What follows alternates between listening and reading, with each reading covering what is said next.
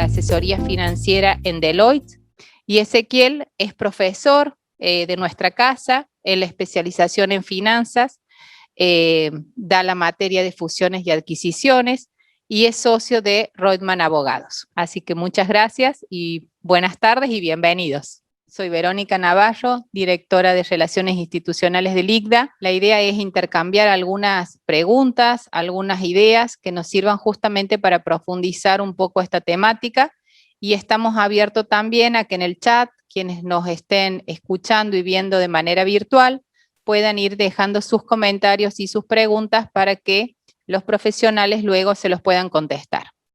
Bueno, le vamos a consultar a Ezequiel por qué es importante en la vida de una compañía este proceso de fusiones y adquisiciones. Bueno, como les explicaba recién, o como les decía recién, tiene mucho que ver con la economía del país, como a la hora de tomar la decisión de adquirir una compañía puede ser una oportunidad, y además es importante en la vida de las compañías tomar la decisión de fusionarse o de adquirir otra compañía por varios motivos. A mí me gusta clasificarlos en razones objetivas o subjetivas. Es decir, a veces por una cuestión subjetiva alguien toma la decisión de desprenderse de una compañía porque no tiene quien lo suceda, o porque no tiene más ganas de trabajar, o porque tiene una enfermedad, o porque tiene alguna cuestión personal o lo que fuere, y entonces toma la determinación de entrar en un proceso de adquisición. Esos son los casos en los que se dan con menor frecuencia, y los casos que se dan con mayor frecuencia son aquellos que tienen que ver con las cuestiones objetivas y oportunidades de negocios.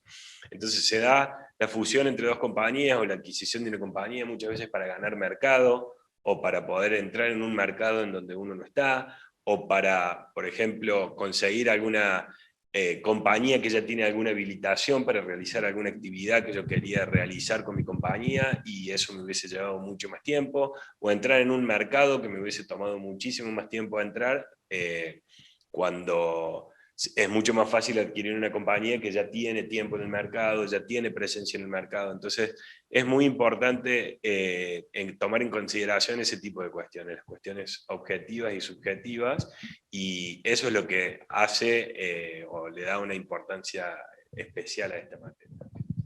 Sí, sí, de lo que te escucho se desprende que en función a esas motivaciones, digámoslo así, que se pueden dar, o cuestiones subjetivas y objetivas, hacen que surjan distintos tipos de inversor. ¿Es así, Marcos? ¿No es lo mismo en un caso que en otro? Sí, buenas tardes. Bueno, primero agradecido de estar por aquí compartiendo este espacio con ustedes. Como decía Vero, un fuerte abrazo a Seba, la verdad que lo merece, así que vamos a dar lo mejor por él.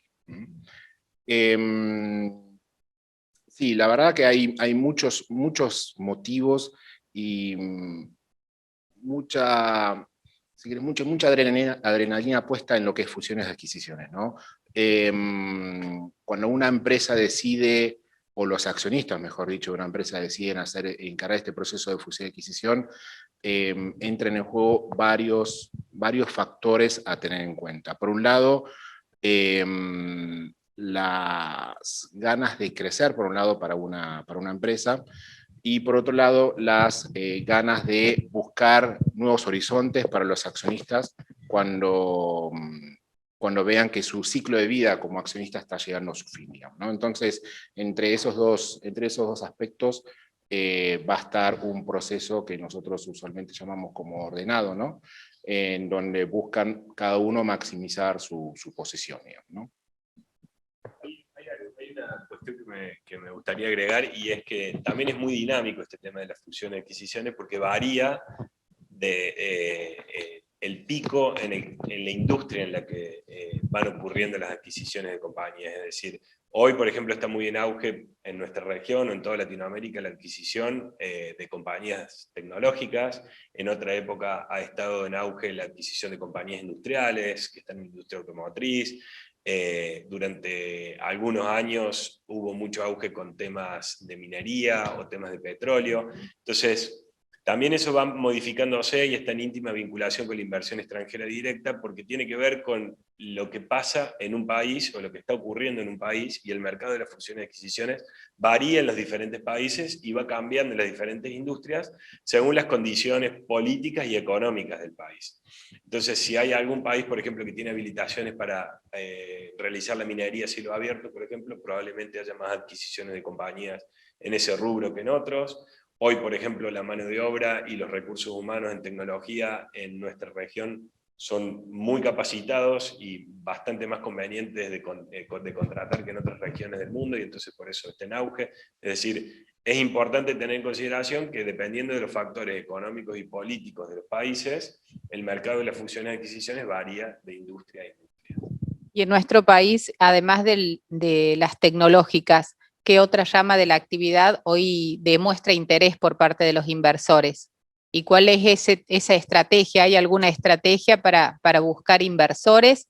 ¿O cómo se llega a poder unir esa oferta y demanda?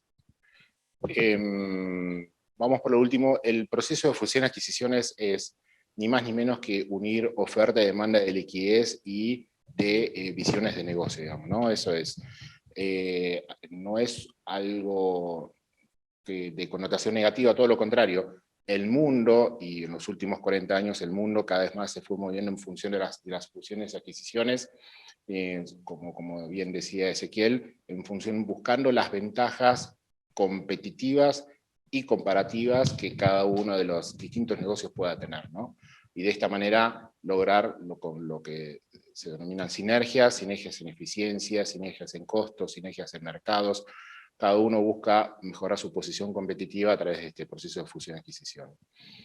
En Argentina, hoy, como lo anticipaba Ezequiel, una de las industrias más, o verticales más movedizas en este tema, es el tema de tecnológicas.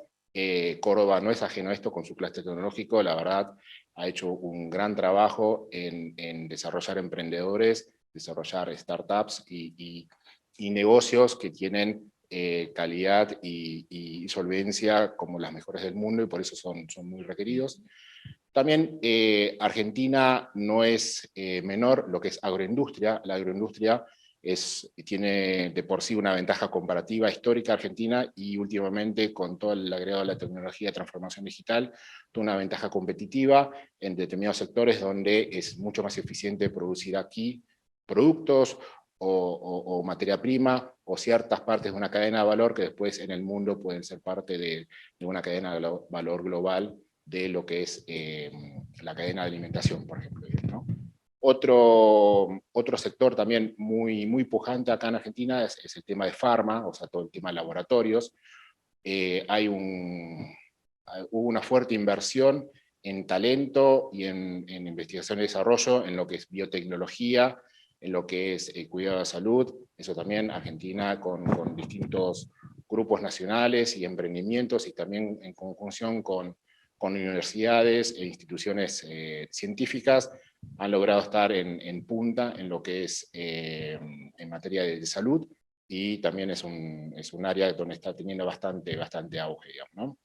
Y después hay otras áreas un poco más relegadas, por ejemplo el caso de minería, en donde la Argentina tiene mucho potencial por explorar, pero hay determinadas condiciones que necesitan estas inversiones que son de mucho monto, un monto significativo, necesitan una visión de muy largo plazo como para que se puedan generar, por ejemplo, ¿no? Que son los deberes pendientes por ahí que tiene la Argentina hoy por hoy. Totalmente. Y si uno decidiera hacer iniciar un proceso de fusión o adquisición, entiendo que hay etapas. ¿Se puede hablar de etapas? ¿Cómo es el proceso? ¿Es largo? Para hacer un proceso ordenado, prolijo y que tenga obviamente un resultado esperado. Sí. Y beneficioso. Sí. Cuando uno empieza, o cuando se toma la decisión, o el accionista toma la decisión de iniciar un proceso de venta, nos ponemos del lado del vendedor, sabe que va a ser un proceso largo y no sabe cuándo va a terminar. Entonces, la manera de mitigar esos riesgos es, como bien decías vos, usar la palabra ordenado, es establecer desde el inicio las distintas etapas que va a tener este proceso, ¿sí? Un proceso que lleva tiempo y mucha paciencia y mucha visión de a dónde quiero llegar, por lo cual la primera etapa es siempre claramente definir cuáles son los objetivos que yo quiero lograr. Si quiero lograr una desinversión de una parte de una empresa, un capital accionario, la desinversión de cierto portafolio de productos, o sea, activos, la desinversión de ciertos activos tangibles que por ahí no son operacionalmente rentables para mi negocio, es realmente establecer cuáles son los objetivos como accionista que yo quiero obtener. A partir de esto, que es la primera etapa, después viene una segunda etapa que es, bueno, ¿y cuánto puede tener de valor en el mercado este negocio, este capital accionario, este activo, esta operación que estoy lanzando a vender? Y este proceso que es de buscar un rango de valor no es solamente manejarse a través de expectativas o de lo que yo creo, sino es realmente ponerse en lugar de quienes podrían estar interesados y a partir de ahí definir de una manera objetiva y con fundamentos y con evidencias cuánto realmente puede valer este negocio, ¿no? Y acá vienen en juego, por un lado, las expectativas del vendedor, el accionista vendedor, o de la empresa que está desprendiéndose en parte de activo, y por otro lado, del mercado, del potencial mercado inversor que puede estar buscando este tipo de activos, ¿no? Muchas veces esta brecha se surge entre lo que es un valor, por un lado del mercado, y por otro lado una expectativa o un precio esperado, que no necesariamente son iguales, generan toda una serie de toma de decisiones internas para la compañía que se va a vender, como para definir, bueno, si es el momento adecuado o no, cuáles son los riesgos que están mitigándolo, por los cuales no estoy llegando a las expectativas, o por otro lado, si yo veo que entre expectativas y valor están más o menos iguales, entonces claramente estoy listo como para hacer el siguiente paso, que el siguiente paso es, bueno, ¿y con quiénes empiezo a conversar? ¿No? Conversar es no solamente entablar un diálogo de intercambio de información, sino también entender del otro lado el por qué estaría dispuesto a comprarlo, por qué estaría dispuesto a invertir, para poder mostrar y demostrar con claridad y evidencia todos por un lado, todas las fortalezas y oportunidades que tiene el negocio, pero también las debilidades y amenazas y cómo entendemos nosotros como accionistas vendedores podemos mitigarlos, digamos, ¿no? Por acá no es esconder, sino es comunicar, ¿no? Y son los distintos momentos de comunicación la clave del éxito de este proceso, digamos, ¿no?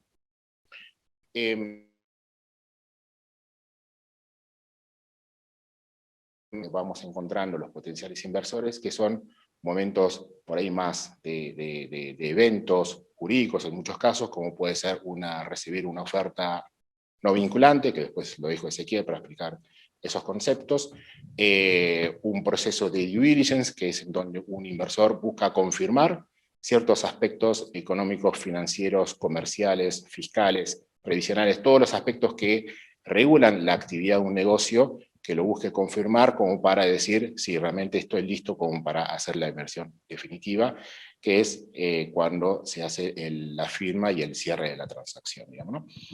En forma de cuento, fui contando los distintos procesos que lleva este proceso de fusiones y adquisiciones. Un poco también como complemento a lo que decía Marcos, primero aclarar que este proceso lo que tiene de interesante y atractivo, por lo menos para nosotros los profesionales que nos dedicamos a esto, es que se trata de algo que es una actividad interdisciplinaria, es decir, uno está todo el tiempo en contacto con el empresario, con profesionales de otras profesiones, es decir, siempre intervenimos abogados, contadores, administradores, los gerentes financieros de la compañía, es decir, es un proceso en donde se forma realmente un equipo de ambos lados, del lado del comprador y del lado del vendedor. Eso en primer término, y segundo, como para dar un poquito más de contexto a los hitos que Marcos fue estableciendo, una vez que se entabla la negociación y llego más o menos, o me pongo de acuerdo en un precio en el que se va a llevar adelante la transacción, se firma lo que se llama una carta de intención o un term sheet, y en esa carta de intención, que como bien decía Marcos es no vinculante, se definen los términos principales de la transacción. Lo que no quiere decir que la transacción se vaya a hacer específicamente en esos términos, sino que por lo menos vamos estableciendo cuáles son los lineamientos de la transacción, como para después tratar de discutir lo menos posible, porque es un proceso muy desgastante, entonces tratar de discutir lo menos posible hacia adelante las cosas que van ocurriendo. En el proceso de auditoría, que es un proceso, como bien Marcos nos decía, que se trata de un proceso más bien de comentar y no de esconder, uno tiene que mostrar absolutamente toda la información de la compañía para que el que esté interesado en invertir en la compañía pueda determinar lo que se llaman técnicamente las contingencias que podría tener la compañía. Y de eso, y probablemente me hagas algunas preguntas vinculadas con eso, de eso es lo que uno trata de protegerse luego al momento de realizar los contratos definitivos de la transacción. De las posibles contingencias o la actividad desarrollada por parte del empresario que se está desprendiendo de un activo que está vendiendo su compañía, las consecuencias posteriores que podría llegar a tener luego de la venta. O sea que tenemos diferentes documentos y aspectos legales a considerar en cada una de estas etapas que bien nos mencionaba Marcos. Sí, totalmente, totalmente. Como te decía, tenemos en un primer término lo que es la carta de intención, después viene la auditoría y viene el informe y el reporte de la auditoría, en donde se analizan todas las cuestiones fiscales, legales, previsionales, todo lo que se les pueda ocurrir vinculado con las contingencias que podría generar una compañía, habilitaciones, todo lo que tiene que ver con la cuestión laboral. Se hace un informe sobre eso, se evalúa la posibilidad de ocurrencia de esas contingencias, y en función de eso después se pasan los contratos definitivos y se establecen ciertos mecanismos de defensa, de protección, a la hora en el eventual caso que esas contingencias ocurran. A veces se reservan ciertos fondos del precio que se paga de la compañía, se arma un fondo de garantía o lo que se llama una cuenta escrow para proteger si surge alguna de esas contingencias, o eventualmente los propios vendedores se hacen responsables de responder frente a esas contingencias, a veces hasta cierto límite, o a veces por el total de valor de venta de la compañía, dependiendo de las contingencias que puedan ir ocurriendo, y por supuesto por un plazo determinado en el tiempo, que por lo general tiene que ver con el periodo de prescripción de esas contingencias. Para los que técnicamente no son abogados o contadores, el periodo de prescripción es el periodo que transcurre de tiempo en función del cual, o en virtud del cual, esas consecuencias ya no pueden ser reclamadas por nadie. ¿Mm? Sí, porque acá el dilema, y ahora poniéndonos del lado del comprador, el dilema es ¿por qué me está vendiendo esta operación? ¿Qué es lo que no estoy sabiendo? ¿Cómo tengo yo, como potencial comprador, gestionar a partir del día siguiente que yo firmé los contratos que decía Ezequiel, de compraventa de acciones, por ejemplo, y me hago cargo de la compañía? ¿Qué es lo que tengo que hacer? Bueno, todo eso también, desde punto de vista del comprador, tiene que ser analizado durante este proceso ordenado de venta o de compra, ¿no? Parte durante los intercambios de informaciones o entrevistas que tengan entre equipo vendedor y equipo comprador, parte en el proceso de due diligence o el proceso de auditoría, como explicaba Ezequiel, en cuanto a que imaginarme yo el día 1 o el día 1 hasta 100, ¿no? Que son esos primeros 3 meses donde yo me hago cargo y no tengo un vendedor que ya se fue o un equipo que ya se fue, y entonces no tengo ninguna cuestión más que pensar en cómo protegerme a través de los distintos documentos y en las declaraciones y garantías que bien explicaba Ezequiel, yo como comprador, que tengo que prever para que el día 1 no haga ningún traspié desde el punto de vista ni financiero, ni legal, ni operacional, digamos. Porque acá surge que, según creo entender, ustedes me corregirán, que una venta se puede dar por el 100%, en donde entonces ese vendedor se desprende de todo, o en parte, un porcentaje de esa cantidad de las acciones, y por lo tanto pasamos a ser socios, digamos. Yo no vendo todo mi parte accionaria, sino que sigo en actividad, pero ya seguramente con otro socio que puede ser mayoritario o no, pero con el que voy a tener que convivir también. Efectivamente, eso puede ocurrir. Los caminos o el contenido de los contratos definitivos de la transacción en esos casos son distintos. Si fuese una adquisición, por supuesto el que compra, como te decía recién, se tiene que proteger de todas aquellas cuestiones que puede traer la compañía para atrás y que le pueden generar un perjuicio o hacerle perder valor a la compañía o haber pagado más por una compañía de lo que realmente vale, mientras que en el caso en el que yo sume un socio, lo que tengo que protegerme es de otras cuestiones. Y en ese caso lo que habitualmente se hace, además de establecer algunas cuestiones, lo principal sería establecer un acuerdo de socios, en virtud del cual se reglamente o se regule la relación que los socios van a tener, qué injerencia va a tener cada socio en el futuro de la compañía y cómo se van a tomar las decisiones, independientemente del porcentaje accionario que cada uno de los socios tenga. Es decir, obviamente lo que uno siempre creería es que el que tiene la mayoría de las acciones de una compañía tendría más injerencia sobre la toma de decisiones, lo cual es correcto, pero hay ciertos casos, como podría ser la designación de directores, o como podría ser regular las cuestiones que tienen que ver con aumento de capital, o cuestiones que tienen que ver con la transferencia de acciones y su limitación, que se regulan en acuerdos de accionistas, o cláusulas muy técnicas o muy específicas, como las que se llaman de drag along o tag along, que son cláusulas que se incorporan en esos contratos, y que obligan al que es mi socio, a que si tengo una oferta de compra de la compañía, él también tenga que venderla, o que vendamos proporcionalmente la parte de la compañía que tenemos si hay algún grupo tercero interesado y tomamos la decisión de venderla. Entonces el approach es similar desde el punto de vista contractual, pero el contenido de los contratos es diferente, digamos. Entonces, hay muchísimas cosas que cuidar dentro de lo que implica la redacción de los contratos, muchísimas cosas que cuidar para el comprador, muchísimas cosas que cuidar para el vendedor. Principalmente el vendedor lo tengo que tratar de cuidar de que no tenga que responder por más cosas de las que corresponde responder, o que eventualmente a la hora de responder sobre esas cuestiones tenga la posibilidad de defenderlas, porque muchas veces los reclamos que se hacen en una compañía son mayores que los que las compañías, que los que realmente son. A veces en algunas jurisdicciones, por ejemplo, no sé, los reclamos laborales son mayores de lo que realmente son, y al final las resoluciones judiciales o los acuerdos terminan siendo por un menor monto. Entonces tengo que establecer mecanismos de protección para los vendedores que le permitan a los vendedores defenderse frente al nacimiento de una de estas contingencias, para que el comprador no salga a pagar con la plata que tiene reservada, o a pedirle al vendedor que pague o cumpla con el 100% de lo que se le está reclamando, porque eventualmente podría ser menor. Y por otro lado, tengo que protegerlo al comprador de ciertas cuestiones importantes, como por ejemplo, que lo que le estoy vendiendo realmente me pertenece, que no tengo ninguna inhibición o que no tengo ninguna prohibición para vendérselo.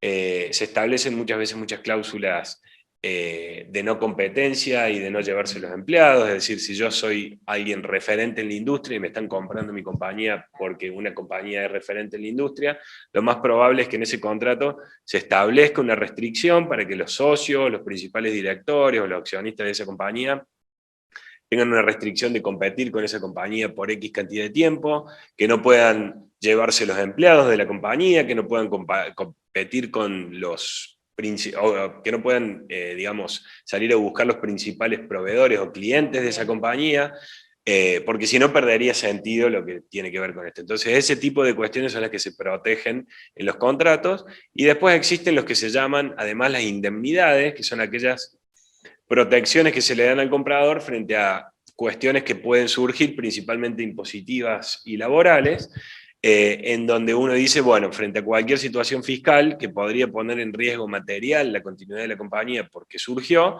el vendedor necesariamente tiene que salir a cubrirla. ¿Mm? ¿Cuánto dura un proceso de venta de una compañía? ¿Hay un plazo promedio?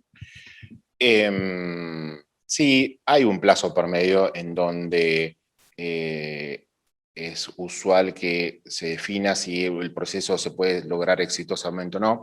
Estamos hablando más o menos entre 6 y 9 meses entre que yo inicio, que no necesariamente es el día que tomé la decisión, sino que inicio realmente el proceso, hasta que tengo una firma del contrato de compraventa de acciones, en el caso que hubiera una transacción de acciones, digamos, ¿no? ¿Por qué son 6 y 9 meses? Y porque usualmente en la parte de preparar la compañía para la venta, que es el proceso de determinar un rango valor estimado y preparar aquellos documentos que van a generar el intercambio de primaria de información como para tentar a distintos inversores en hacer una manifestación de interés o una oferta no vinculante, generalmente son unos 2 meses, 2 meses y medio. Después hay un proceso generalmente más de intercambio de conversaciones y una primera instancia de negociación, que son generalmente un mes y medio, como para poder abrir a la instancia del proceso de due diligence, que generalmente son un mes y medio, y después el tiempo remanente está para el cierre de los documentos de compra o de venta, como sea el caso, digamos, ¿no? En ese lapso, en promedio, puede estar una transacción. Obviamente, depende mucho por un lado, de la voluntad de venta de los accionistas, pero también es muy importante la visión estratégica de los posibles compradores, porque puede haber transacciones que se puedan cerrar en 3 meses, entonces, o transacciones que duran 24 meses, en donde hay en juego muchos temas y que generan muchas rondas de negociación, no necesariamente sucesivas, pueden ser intermitentes, porque esto es como una especie de montaña rusa. Un momento puede estar que va todo bien y de repente por una cuestión, una cláusula o algo que no se pone en acuerdo, puede decir, bueno, por ahora frenemos. Bueno, acá es muy importante trabajar la paciencia y, como decía antes, la visión del objetivo a lograr, digamos. Hay una cosita que me gustaría agregar que es importante, que es casi como una especie de tip. En la primera parte que mencionaba Marcos recién, que tiene que ver con, porque el proceso desde que consigo la oferta no vinculante hasta la compra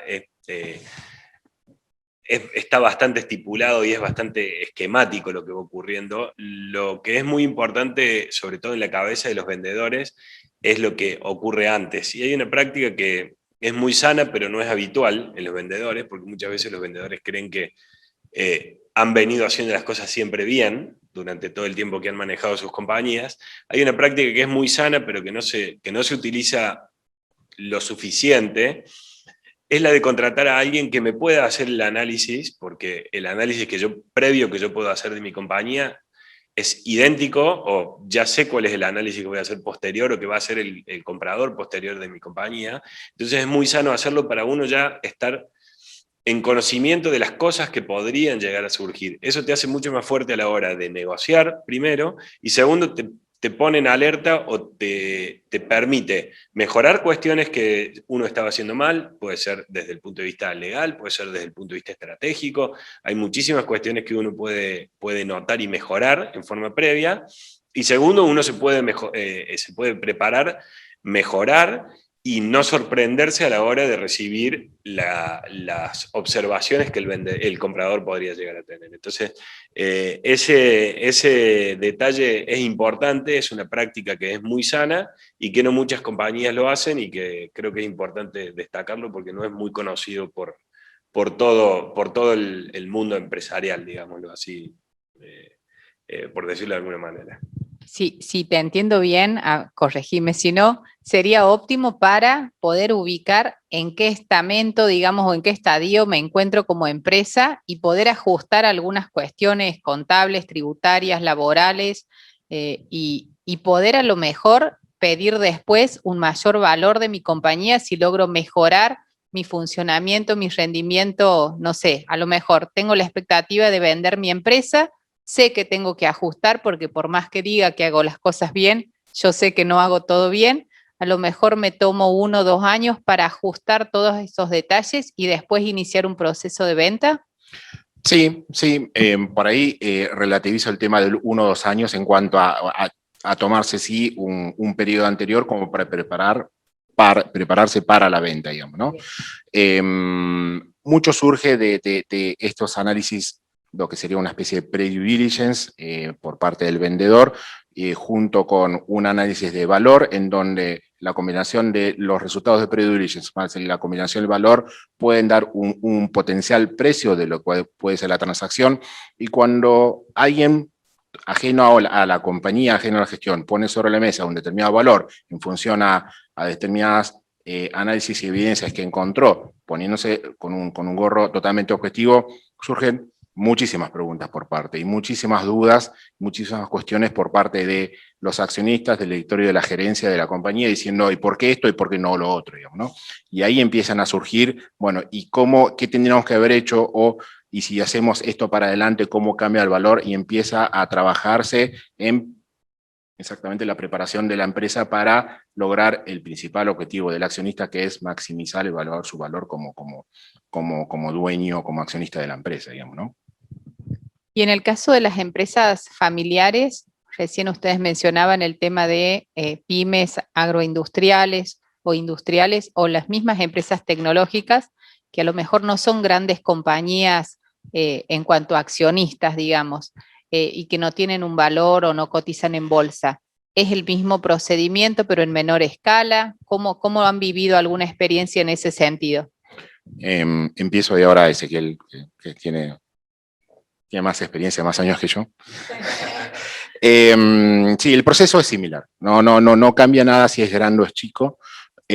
Acá lo importante siempre es cuál es el objetivo, sea una empresa familiar de primera, segunda, tercera generación o N generación, digamos, ¿no? Sea una corporación que tiene un accionista en un escritorio en otro lado del mundo, hay un objetivo primario que es cómo maximizo yo el valor como accionista, cuáles son los riesgos que genera esta transacción, cuáles son los posibles impactos que pueda tener en las decisiones que haya tomado, que puedan impactar en el precio, y ahí a partir de ahí se llama todo el proceso ordenado. Digamos. El proceso es muy similar. Lo que cambia por ahí es la dinámica o facilitar ciertos procesos de comunicación y toma de decisiones que por ahí son más rápidos o más lentos en función a los distintos escalafones o distintas personas intervinientes, o en inglés serían los stakeholders internos que tengan cada una de las empresas con vistas a la transacción.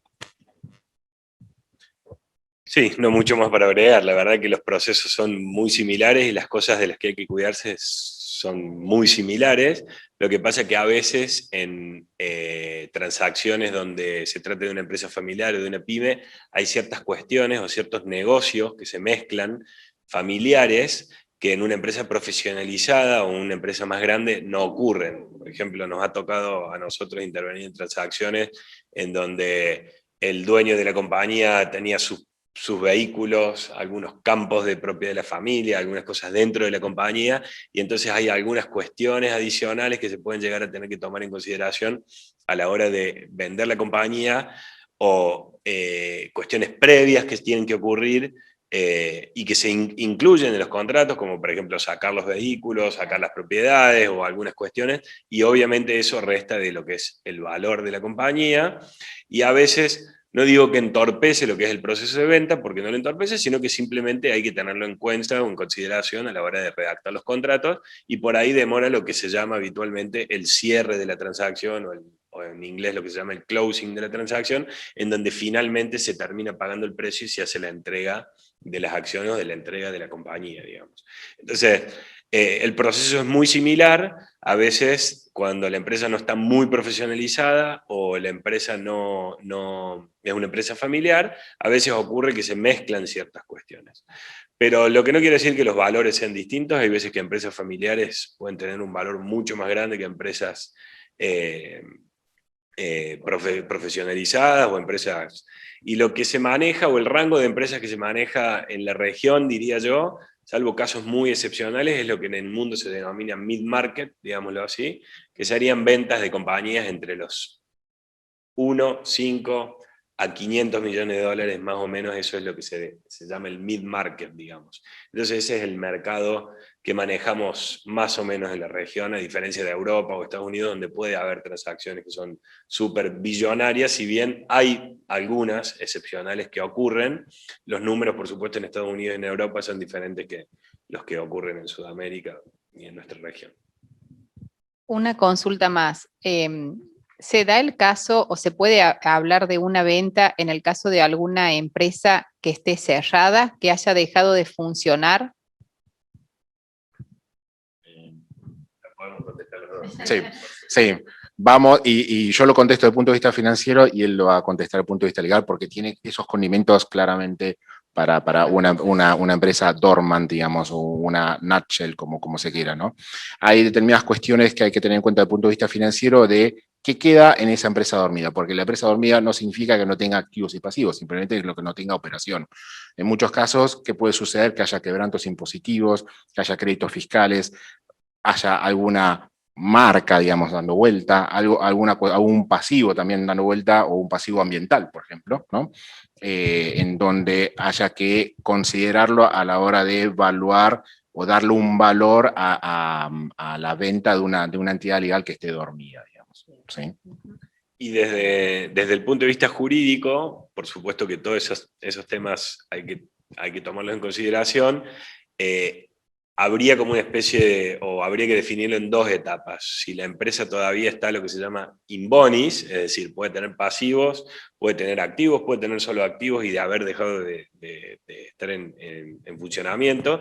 Entonces, si la empresa todavía está en condiciones de hacer frente a sus deudas líquidas y exigibles, el proceso sería bastante similar al de una adquisición de una compañía que está en funcionamiento, lo que fuera. Ahora, si la compañía ya no está más in bonis y empezó un proceso de reestructuración de deuda o entró en un proceso judicial, entonces los resortes son diferentes porque ya ahí necesitas autorización judicial o necesitas irte a los remedios que la ley de concursos y quiebras específica en Argentina o en la jurisdicción que corresponda te va a dar para poder adquirir las acciones de la compañía. Se puede comprar una compañía que esté en concurso y levantar su deuda, y cuando una compañía está en quiebra existe una etapa en la cual se puede hacer lo que se llama el salvataje de la compañía y adquirirla. Ha pasado en muchas oportunidades, en Argentina ha ocurrido varias oportunidades, entonces lo definiría o lo dividiría en dos etapas, cuando la empresa todavía está in bonis y cuando la empresa ya no está in bonis y no puede hacer frente a sus deudas líquidas y exigibles. Un caso de una que tiene muchos condimentos interesantes este tipo de transacciones es cuando hay una empresa que tenga cotización en un mercado de bolsa internacional, pero que no tenga operación, ¿sí? Y un accionista o un grupo de accionistas o una empresa no cotizante lo que hace es adquiere esa empresa cotizante que no tiene operación, con lo cual lo único que busca, o su activo, que es un intangible, que es el estar registrado en un mercado de valores, y después le transfiere todo su patrimonio, todos sus activos y pasivos, como para rápidamente poder estar cotizando como una empresa más grande, que eso es muy, por ejemplo, muy común en casos de minería o en los casos de energía, digamos, ¿no? Excelente, la verdad, que excelente, he aprendido muchísimo, me he sacado unas cuantas dudas yo también desde lo personal. Vamos a ir finalizando porque ya hace casi una hora que estamos conversando, después preguntaremos si están entrando algunas consultas o comentarios. La verdad que un placer escucharlos y aprender con ustedes. Y como para ir cerrando, les preguntaría dos cositas más, si me dejan. Una, si han tenido experiencias o casos de procesos de venta en los cuales creían que no se iba a llegar a un buen puerto, que iban a poder hacer la operación y pudieron hacerlo, o al revés, que creyeron que iba a salir todo más fácilmente, que iba a fluir y se trabó y no se pudo concretar. Sí, ambas cosas, y es parte de los sinsabores o las dulces situaciones de sorpresas que tiene participar en este tipo de procesos, digamos, ¿no? O sea, hemos participado y por suerte Ezequiel estaba al lado de los malos y yo al lado de los buenos, en donde había una transacción que no para nadie se cerraba y de repente se cerró, digamos, porque en definitiva hay muchas cuestiones que toman en cuenta para que se pueda cerrar exitosamente una transacción. Y muchas cuestiones por ahí son distintas externalidades positivas y negativas que ningún accionista, ninguna gerencia, ningún asesor puede tener control absoluto sobre eso, pero hay cuestiones que aparecen y si el accionista o el accionista vendedor y el grupo inversor tienen una visión en común, que era un poco lo que sucede cuando hay una visión en común o una visión de largo plazo que convergen, entonces hay grandes chances que la operación se concrete, por más que haya pasado, como describía yo simbólicamente, en la montaña rusa, que estaba en lo alto y lo bajo varias veces porque no se sabía cómo se podía cerrar, ¿no? Bueno, efectivamente, a mí me ha tocado en varias oportunidades. Yo siempre digo cuando hablo con los clientes que las compras de las compañías siempre se están por caer 2 o 3 veces antes de que se realice la compra, con lo cual, porque siempre hay discusiones, hay rispideces, hay diferencias con respecto a muchas cosas. Con Marcos nos ha tocado, por supuesto, en algunas oportunidades en contra y en otras oportunidades del mismo lado. A mí, una que me pasó que fue una decepción, pero cosas que ocurren, llevamos adelante la transacción, teníamos todo listo, todos los contratos listos en una empresa multinacional muy importante que estaba adquiriendo una empresa local vinculada con el agro de acá de Argentina, y cuando ya estábamos cerrando la transacción, la empresa multinacional tuvo una gran inspección con unas sanciones, con todos los contratos listos, con todo listo para cerrar, con el precio fijado y a 3 días de la firma, y con motivo de esa inspección el contrato se cayó y se terminó, y como decíamos al principio, y fíjate las consecuencias que eso puede tener, como todo el proceso es un proceso que es no vinculante, hasta el día que no se pone la firma y se paga el precio, cualquiera de las dos partes se puede retirar. Y eso es lo que pasó. Esta parte se retiró, no porque no estaba interesada en el negocio, obviamente, porque había incurrido en muchísimos gastos hasta que llegó ese momento, sino porque hubo una situación que era material para la continuidad de esa empresa, y bueno, y se tuvo que poner a ocuparse de esos temas y dejar de lado todas las adquisiciones que tenía en curso, incluida la que nos había tocado participar a nosotros. Así que sí, efectivamente puede pasar de todo. Bueno, ya vamos a consultar con la parte técnica si hay algunas consultas o comentarios. Yo veo ahí una en el pizarrón, si querés la leo. Sí, dale. Guadalupe Arizaga nos pregunta cómo se materializa el closing de la operación.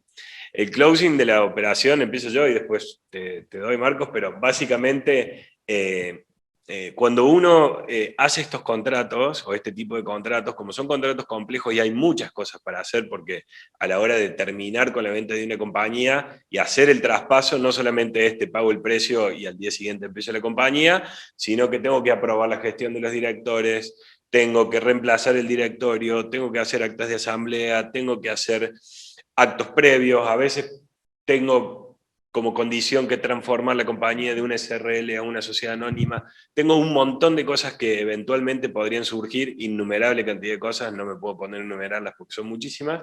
Entonces, se fija lo que se llama la fecha de cierre y el closing. Y entre la fecha de cierre, que es el día en el que se firma el contrato, y el closing, ocurre ese plazo en donde surgen todas las obligaciones del comprador y todas las obligaciones del vendedor. Todas esas obligaciones, se les pone un plazo obviamente para que no se extiendan, se cumple con todas esas obligaciones, y el día que se producen todas esas obligaciones, o todos cumplen con esas obligaciones, se produce el closing, el pago del precio y el traspaso de las acciones de la compañía al comprador por parte de... Sí, un poco siguiendo lo que comentaba Ezequiel, hay por ahí dos eventos específicos que son específicos de un closing. Por ejemplo, en el caso de cumplir todo lo que sea leyes antimonopolio. Muchas veces muchas transacciones quedan sujetas a que la entidad regulatoria del antitrust dictamine que no hay ninguna objeción para que se haga la transacción. En muchos casos ha sucedido que no se ha podido lograr, y entonces la transacción no se cierra, ¿sí? U otro caso es en aquellas entidades reguladas, por ejemplo, bancos o entidades financieras, en donde todas transacciones entre accionistas a partir de determinado porcentaje requieren el referéndum del Banco Central, ¿no? Entonces, en ese caso incluso puede haber un momento de firma, un momento de primer closing, cuando se cumplen determinados hechos, y un momento de un segundo closing, incluso cuando se recibe el referéndum del Banco Central, ¿no? Entonces, cada situación es una situación en sí misma como para entender estos momentos del closing, ¿no? Bueno, no sé si quieren hacer algún comentario más. Yo sí me gustaría Dale. primero, obviamente, mandarle un saludo a Seba, que está pasando por un momento difícil y por eso no nos pudo acompañar. Siempre con Marcos y con Seba disfrutamos mucho de este tipo de charlas, la hemos dado en muchas oportunidades en distintos lugares, cámaras y ese tipo de cosas, así que lamento mucho que Seba no haya podido estar, y la alegría de poderla compartir con Marcos y esta vez contigo, así que muchísimas gracias a todos por participar, y por supuesto a disposición, y nos pueden buscar por LinkedIn o por donde fuera para hacernos cualquier consulta. Sí, totalmente, también me sumo a los comentarios de Ezequiel. Gustazo, la verdad, estar acá, se re disfruta, digamos, esto de estar en vivo. Y bueno, sí, totalmente a disposición para lo que necesiten. Bueno, muchísimas gracias a ambos. Le dejamos un saludo también a Sebastián. Y bueno, muchísimas gracias a ustedes y los invitamos ya a un próximo encuentro, seguramente a inicios del año que viene. Ya pensaremos algún tema también interesante y veremos si lo hacemos en este formato o ya podremos, post pandemia, hacer algo con todos nuestros alumnos. Así que muchísimas gracias y que tengan buenas tardes.